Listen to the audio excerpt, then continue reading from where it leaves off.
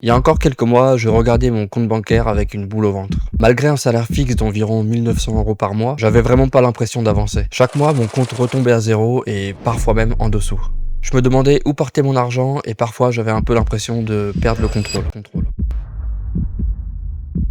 Aujourd'hui, ma situation est loin d'être parfaite. Mon objectif de liberté financière me paraît être encore à des années-lumière, mais j'ai repris le contrôle de mon argent et je sais que tous les mois, je m'enrichis un peu plus, même si ce n'est que de quelques euros pour l'instant. Dans cette vidéo, je vais te montrer les 3 changements qui ont complètement transformé ma façon de gérer mon argent.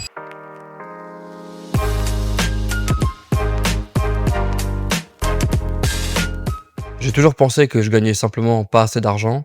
Bon, même si je le pense encore un peu aujourd'hui. Mais je me suis rendu compte qu'avec une meilleure gestion, en fait, je pouvais quand même commencer à m'enrichir un peu plus chaque mois, malgré mon petit salaire. Avant, je savais pas exactement combien je dépensais, je savais pas non plus combien je pouvais épargner, et surtout, j'avais aucun plan pour m'enrichir.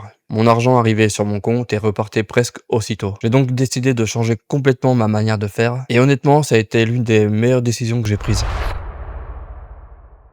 La première chose que j'ai faite, c'est arrêter de me concentrer uniquement sur le fait de faire des économies. Parce qu'il y a une limite à combien on peut économiser, et encore plus si tu as un petit salaire. En revanche, il y a souvent des possibilités d'augmenter ses revenus. Dans mon cas, l'option la plus accessible et rapide à mettre en place, c'était simplement de faire des heures supplémentaires. Bon, j'en faisais déjà pas mal en vrai, mais c'était juste pour pouvoir dépenser encore plus au final. Maintenant, je me sers de cet argent en plus pour investir ou pour épargner davantage. Aussi, j'ai la chance d'avoir accès à quelques primes dans la société dans laquelle je travaille, comme le 13e mois ou aussi une prime de participation. Les années précédentes, quand je recevais une de ces primes, j'avais ce mauvais réflexe du coup d'augmenter drastiquement mon niveau de vie en allant manger plus souvent au restaurant, en sortant plus, etc. Maintenant, j'ai complètement changé mon approche vis-à-vis de ça. Une prime, c'est plus de l'argent pour me faire plaisir, mais c'est devenu un vrai accélérateur pour mes objectifs financiers. À terme, j'aimerais aussi pouvoir débloquer la monétisation de ma chaîne YouTube, même si je suis conscient que c'est pas de cette façon que je vais devenir riche, mais ça pourrait me faire quelques euros en plus à investir ou épargner tous les mois, grâce à une activité que je fais en parallèle de mon travail et qui me passionne quand même pas mal. Ce serait vraiment une grosse étape de franchie pour moi d'ailleurs. Alors si tu veux soutenir mon projet, n'hésite pas à t'abonner, et ça te permettra de ne rien rater à l'avancement de mes projets. Il y a une façon assez simple en réalité de reprendre le contrôle de ses finances, et je m'en suis rendu compte que maintenant, c'est le fait de budgétiser ses dépenses.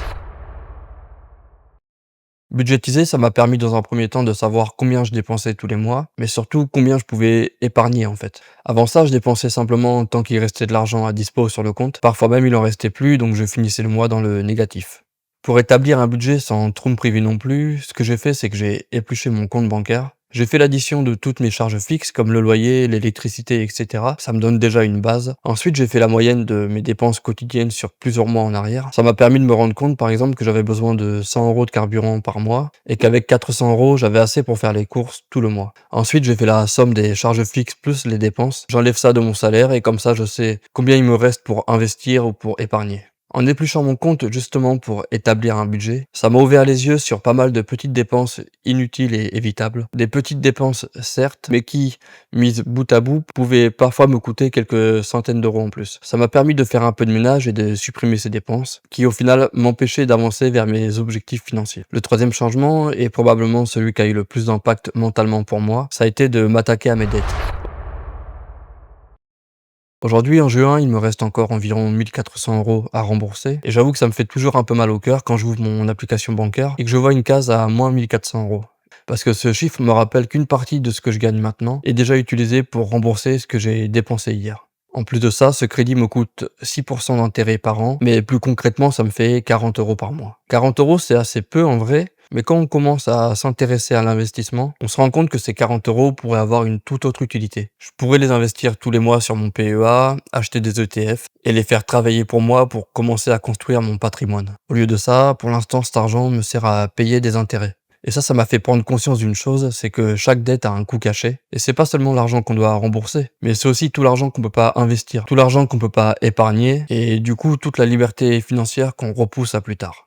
Du coup, mon objectif maintenant, c'est simple, c'est de rembourser cette dette le plus vite possible. Alors chaque euro que je peux dégager, j'essaie de l'utiliser pour faire baisser ce crédit, et je sais que le jour où j'aurai enfin remboursé, je me sentirai bien plus léger. Ce sera pas encore la liberté financière, mais ce sera déjà une vraie victoire.